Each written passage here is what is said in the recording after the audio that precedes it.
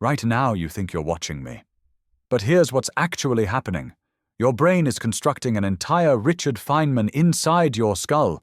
My voice, my face, the way I move my hands, none of it exists where you think it does. You're not watching me on a screen out there. You're hallucinating me into existence behind your eyes. And if that doesn't disturb you, it should. Because if I'm not where you see me, and your hand isn't where you feel it, then where the hell are you? Not in your head. That's the trick. Your mind isn't trapped in your skull like you've been taught. It's doing something far stranger, and once you see it, you'll never experience reality the same way again. Now, I know what you're thinking. This sounds like philosophy, like some abstract game I'm playing with words, but I promise you, this is the most practical thing I'll ever tell you. Because you've been lied to about the most basic fact of your existence, where you are. Not metaphorically, literally. You walk around every single day assuming your consciousness is inside your skull, piloting your body like some kind of meat robot, experiencing a world that's out there through the prison bars of your senses. And this assumption, so obvious you never even question it, is causing you suffering you don't even recognize. It's why you feel isolated, why you feel separate from life, why you constantly try to get out of your head or be more present, as if you could somehow relocate your awareness from one place to another. But you can't be more present in the world because you were never absent from it. Your mind doesn't exist in your head. It's not located anywhere. And when you actually investigate this, not philosophically but experientially as a direct observation, something cracks open. The felt sense of being trapped behind your eyes dissolves. The exhausting effort of trying to connect with a world you're supposedly separate from ends. Not because you've achieved some special state, but because you've seen through a perceptual magic trick you've been falling for your entire life. This isn't philosophy. It's a verifiable observation about the nature of your actual, immediate experience. And it changes everything. So stay with me here, because what I'm about to show you isn't something you need to believe. It's something you can check for yourself, right now, in this moment. And once you see it, you can't unsee it. Let me tell you a story. Imagine someone from the 1920s who's never seen a radio. You hand them one, they turn it on, and suddenly Mozart starts playing. Beautiful, complex, full orchestra. And they're baffled. So what do? They open up the radio, utterly convinced that tiny musicians must be trapped inside, maybe flattened somehow, stored in the circuits and wires. You try to explain that's not how it works. The music isn't in the radio. The radio is receiving signals from somewhere else and translating them into sound. It's a receiver, not a container. They nod, understanding the logic. Oh, I see, they say. The music comes from outside, and the radio just picks it up and plays it. Makes perfect sense. Then they look at their own head and completely fail to apply the same logic. Because we do this, all of us. We know the brain processes information. We know it receives signals, light waves hitting the retina, sound waves vibrating the eardrum, chemicals triggering taste receptors. We know all of this gets translated into neural patterns, electrical impulses firing across networks of neurons. We understand the mechanism. But then we make this bizarre leap. We assume the experience itself, the redness of red, the painfulness of pain, the what it's like to be you, must be inside the brain, generated by it, contained by it, like the musicians in the radio. But here's what I discovered, and it took me embarrassingly long to see it. The experience isn't in the brain any more than the music is in the radio. The brain is an instrument of knowing, not a container of experience. When you see a mountain, the experience of mountain, that vast, solid, right-there-ness doesn't exist as a tiny neural image inside your skull. Think about that for a second. Really think about it. When you look at a mountain, do you experience it as being inside your head? No.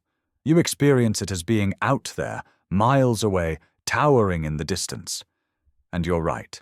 That's where the experience seems to be. Not seems to be happening. seems to be. Now, neuroscientists will tell you this is an illusion. The mountain you see is a construction. Your brain takes raw sensory data and builds a model, a representation. And that representation, that's what you're seeing. It's inside your skull. But here's the problem with that explanation. It doesn't actually solve anything. It just pushes the mystery back one step. Because, okay, fine, there's a neural representation of the mountain inside my brain. But who's looking at that representation? Who's experiencing it? You can't say it's me, because I'm trying to figure out where I am in the first place. And you can't say it's another part of my brain looking at the first part, because then we need to explain how that part experiences things, and we're off to infinite regress. Turtles all the way down. So let me offer you a different way of looking at it. What if the experience of mountain, the seeing of it, isn't happening in your brain or at the mountain? What if it's not happening in space at all? What if the knowing and the known aren't separate events in separate locations? What if they're one event, and that event has no location? I know this sounds crazy. Bear with me. I used to have this habit during faculty meetings.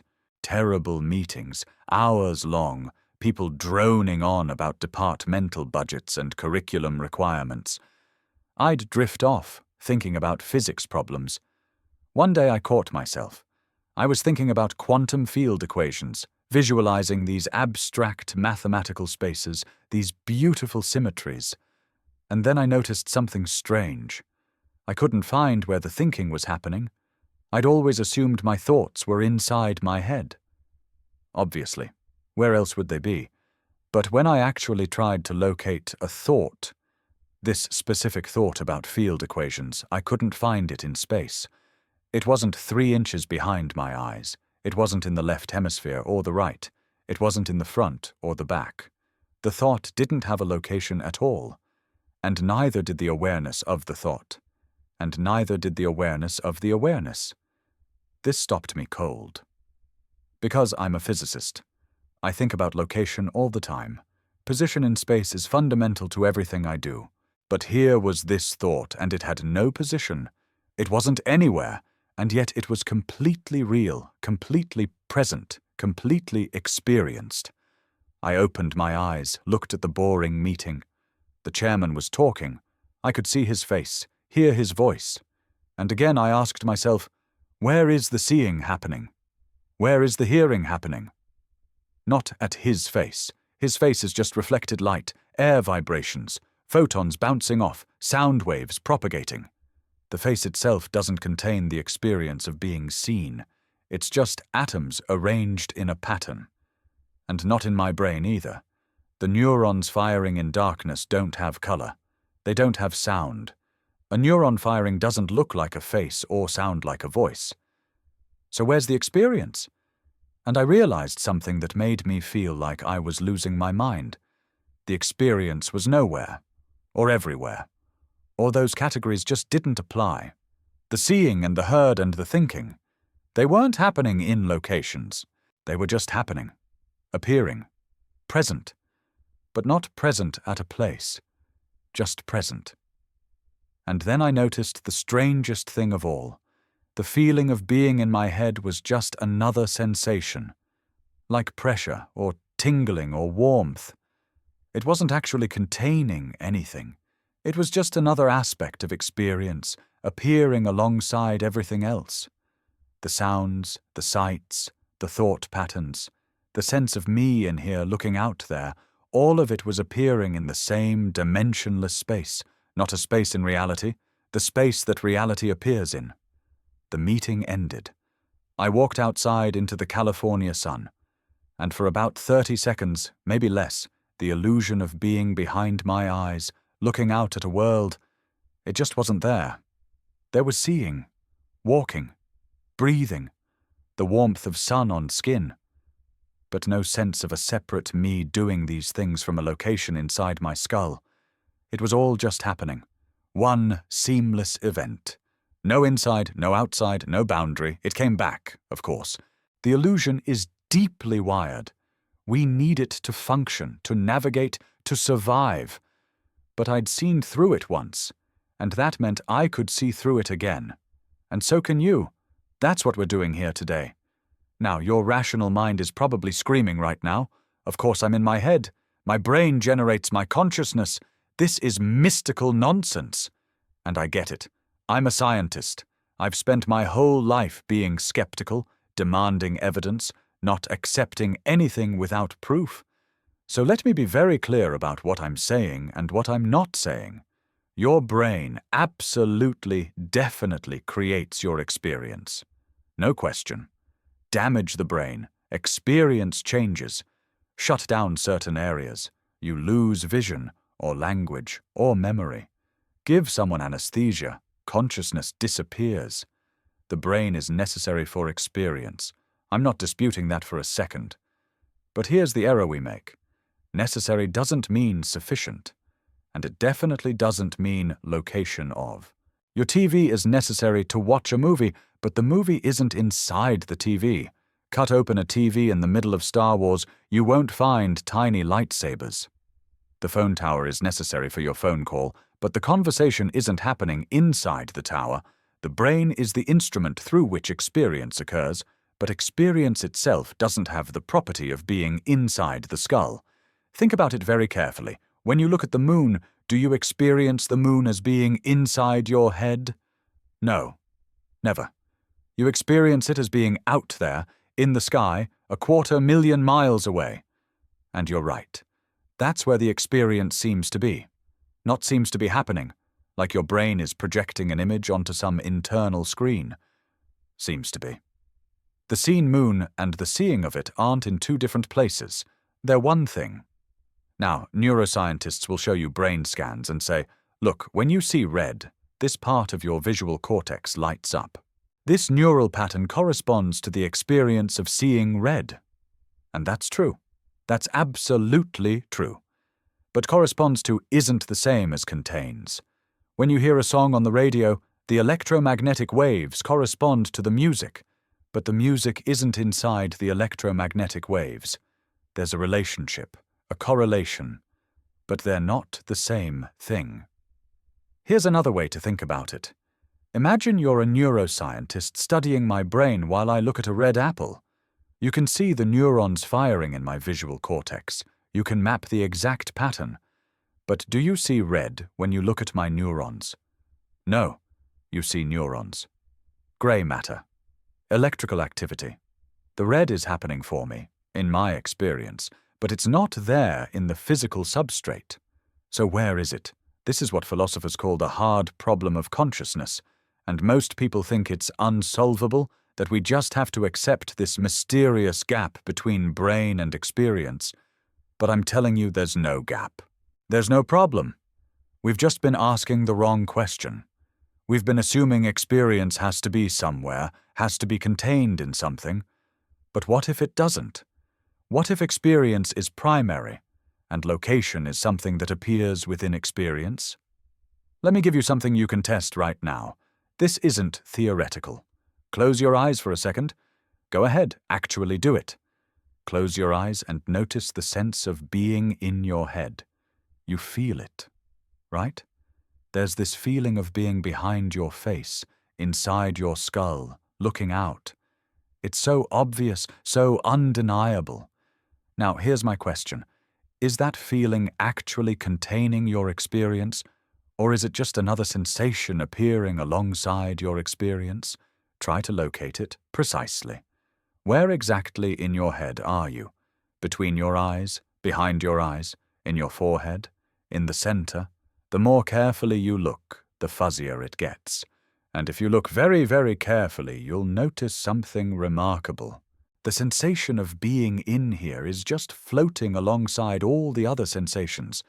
Sounds, tingling, pressure, thoughts. It's not containing them.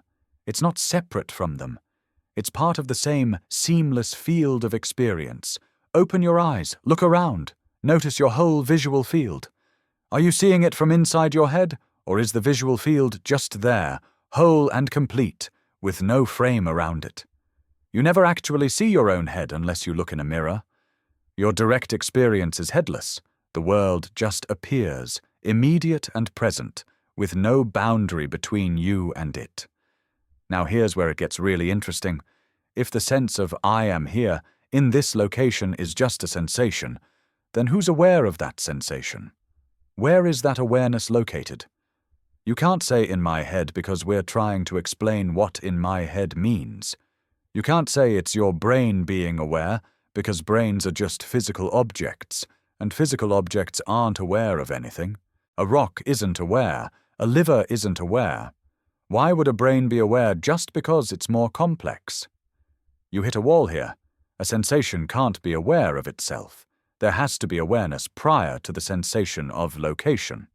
Awareness that doesn't have a location itself. And what is that? That's consciousness. Raw awareness. Not your awareness, because you is part of what appears within it. Just awareness. Present. Edgeless. Here. This is what I mean when I say you're not in your head. The real you, not the personality, not the thoughts, not the body, but the awareness that knows all of these things, has no location. It's not in space. It's the space in which the experience of space appears. I know this sounds mystical. It's not.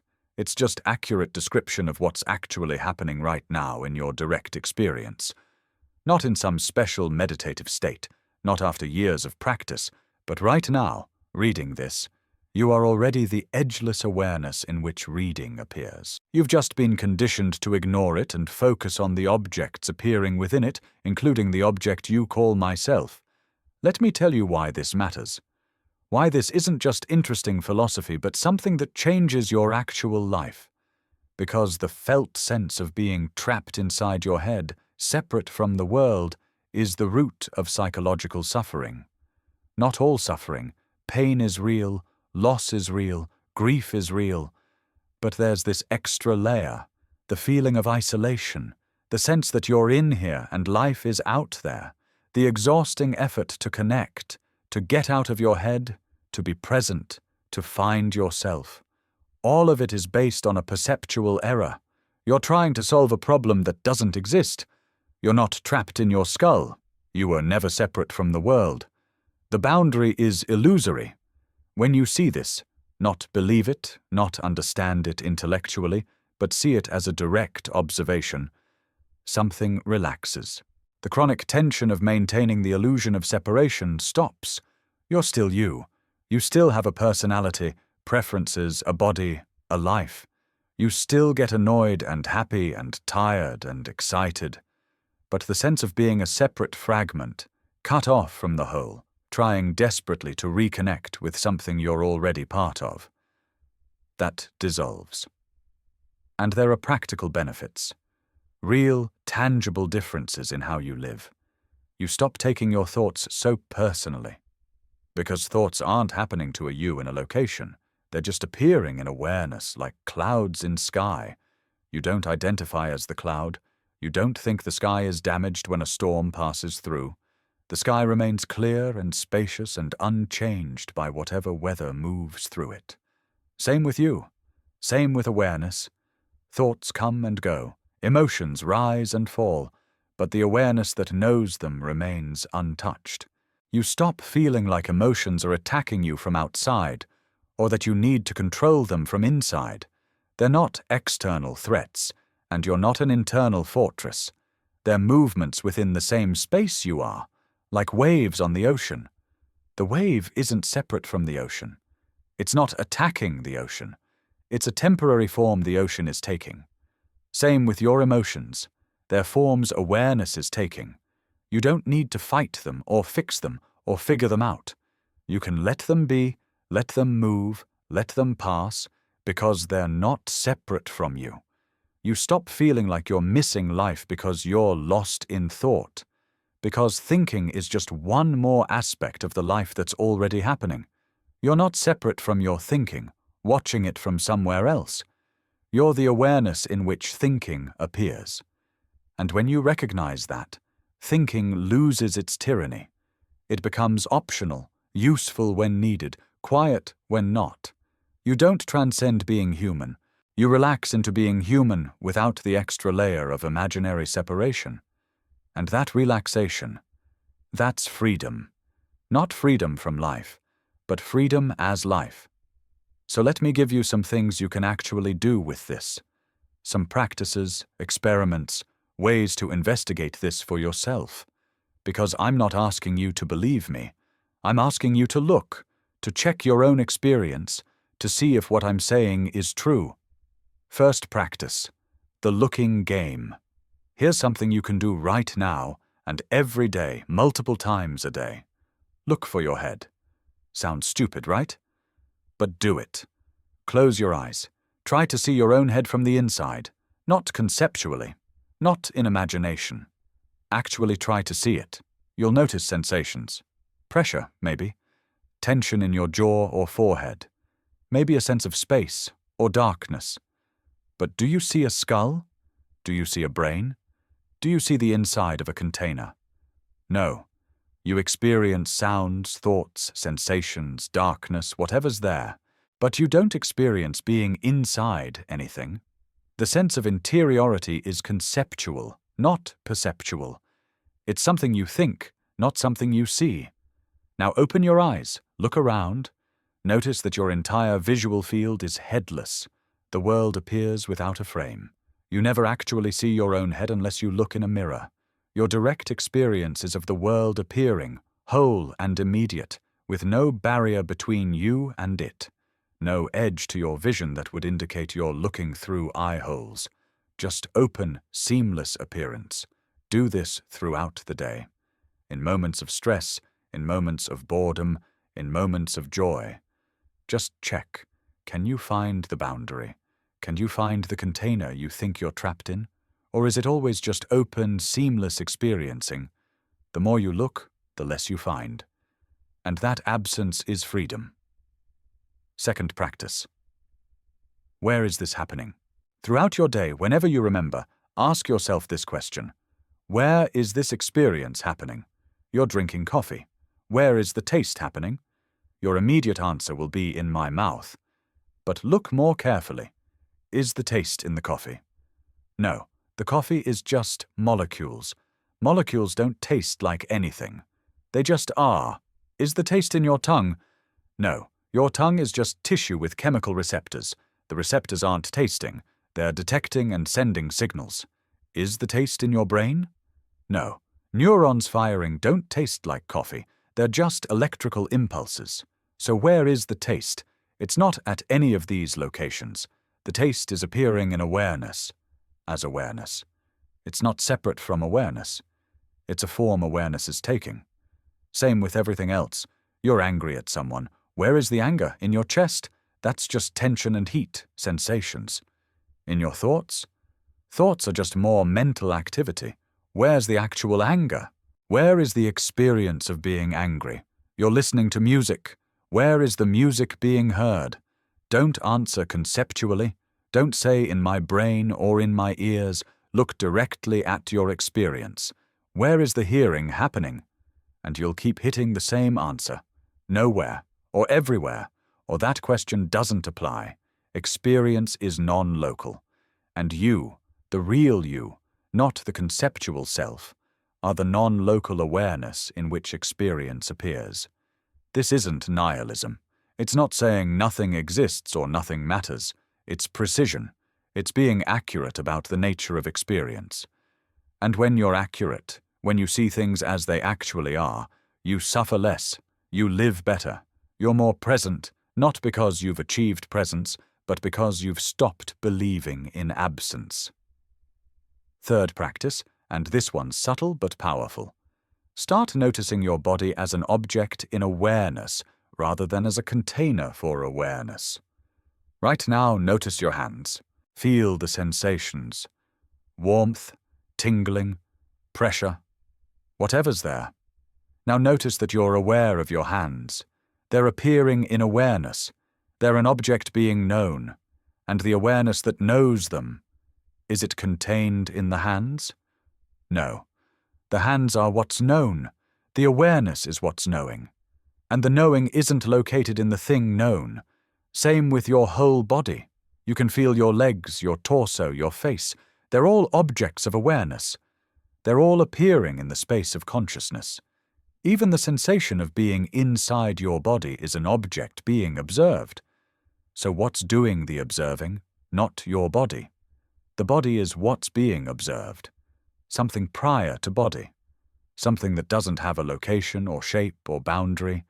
This isn't about dissociation. I'm not asking you to reject your body or transcend it or leave it behind. That's another trap. The body is beautiful. It's how awareness experiences physical reality. But you're not confined to it. The body appears within awareness. And you're the awareness, not just the appearance. When you stabilize this recognition, embodiment actually deepens. Because you stop trying to cram yourself into a meat prison. You stop feeling claustrophobic in your own skin. You recognize the body as a beautiful, temporary, precious expression of the consciousness you already are. And you take care of it, not out of fear or vanity, but out of love for this particular form life is taking. Here's something else that happens. You start noticing space, not physical space, but experiential space. The openness in which everything appears. Most people live their whole lives focused on objects. What am I going to do? What do I need? What's wrong? What's next? Object, object, object. But the objects are appearing in space. And the space is always here, always open, always allowing. Nothing sticks to it. Nothing damages it. It receives everything, rejects nothing, and remains utterly pristine. That space is what you are, not the objects appearing in it, not the thoughts, emotions, sensations, perceptions. Those are weather.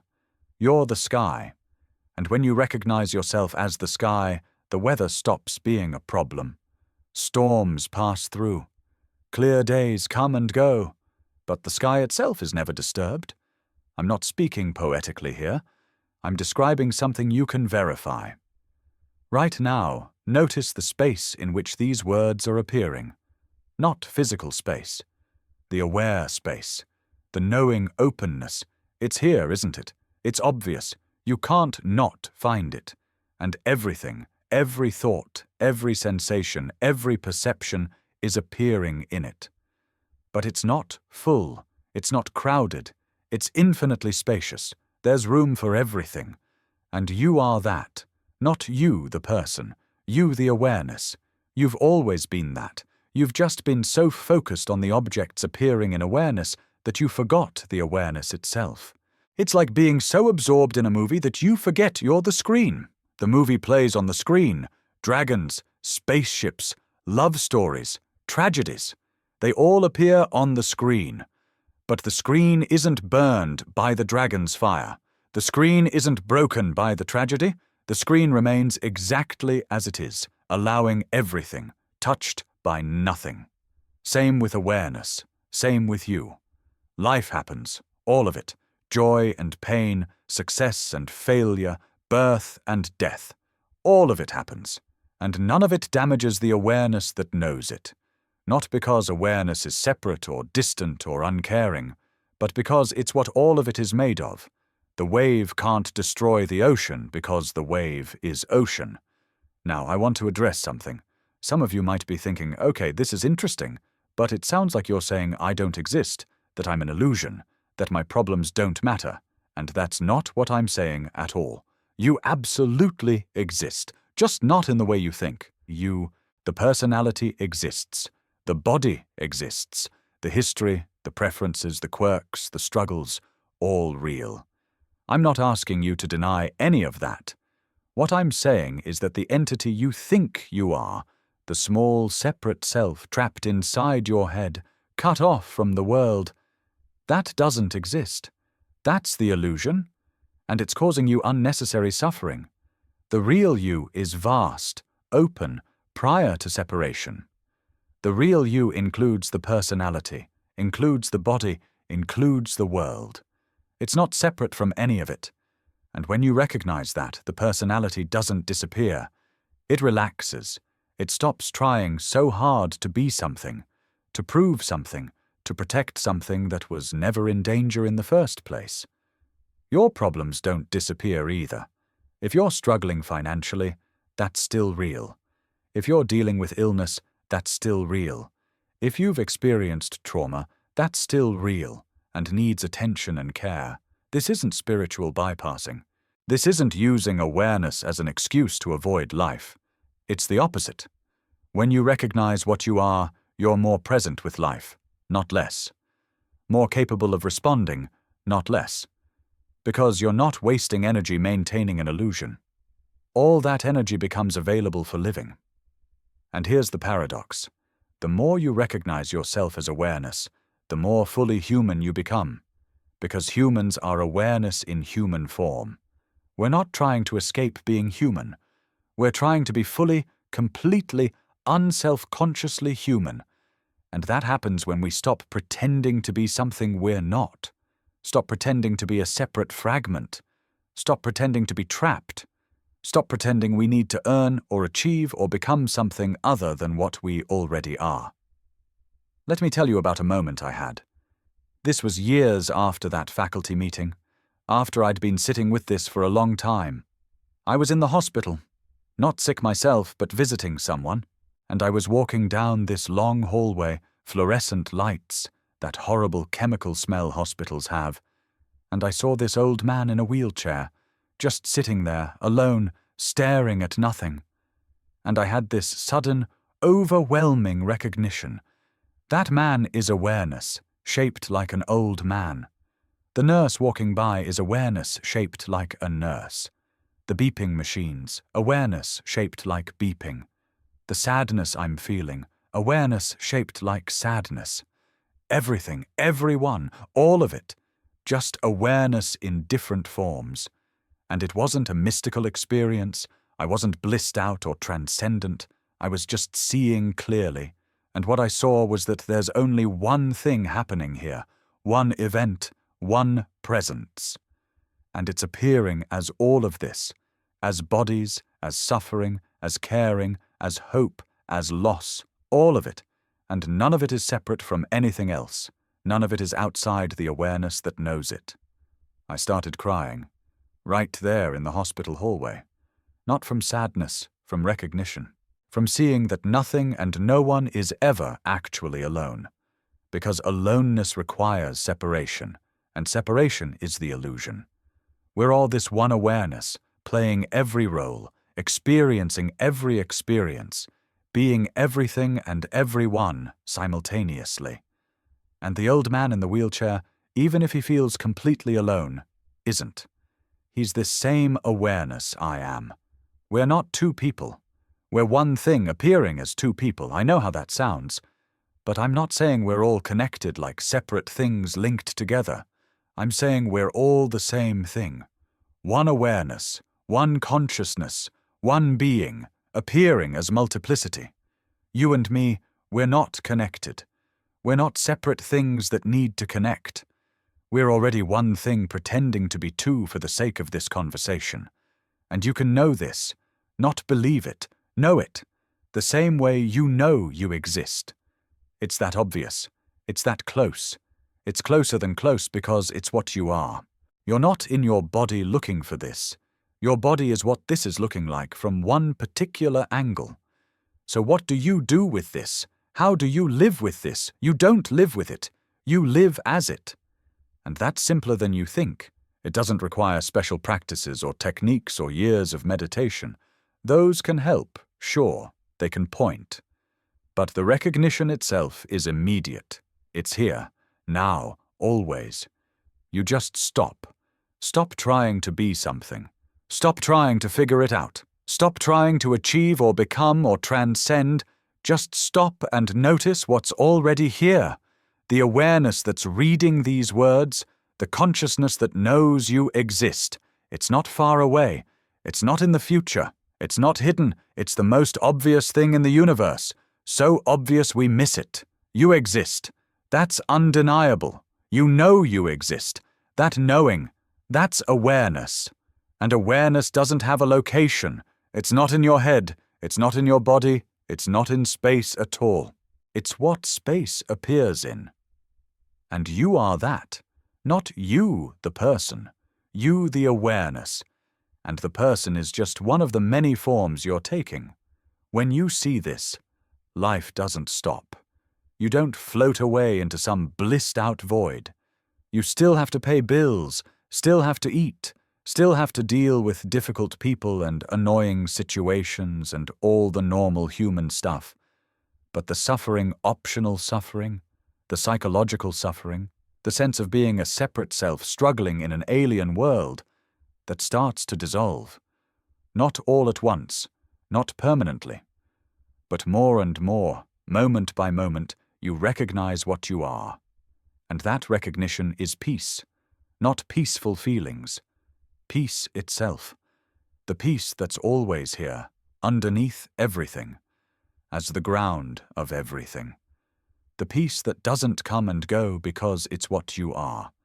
And when you rest as that, when you stop pretending to be the wave and recognize yourself as the ocean, everything changes, even though nothing changes. So here's where we are. You started this video thinking you're a person inside your head watching me on a screen. And maybe now you're not so sure. Maybe you've checked your own experience and noticed that you can't actually find this person inside your head. Can't find the boundary you thought separated you from the world. Can't find the location where experience is supposedly happening. And maybe that's disturbing. Or maybe it's a relief. Probably both. Because on one hand, it's destabilizing to realize your most basic assumption about yourself is wrong. But on the other hand, what you're recognizing is infinitely more free, more open, more safe than the small, separate self you thought you were. You're trading a cramped cell for an open sky.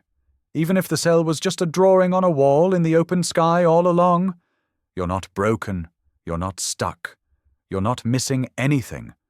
You've just been misled about where you are. You're not a fragment trying to connect to the whole. You're the whole, temporarily pretending to be a fragment, and you can stop pretending anytime, not through achievement, not through becoming, through recognition, through seeing what's already true. You are already the space. You've always been the space.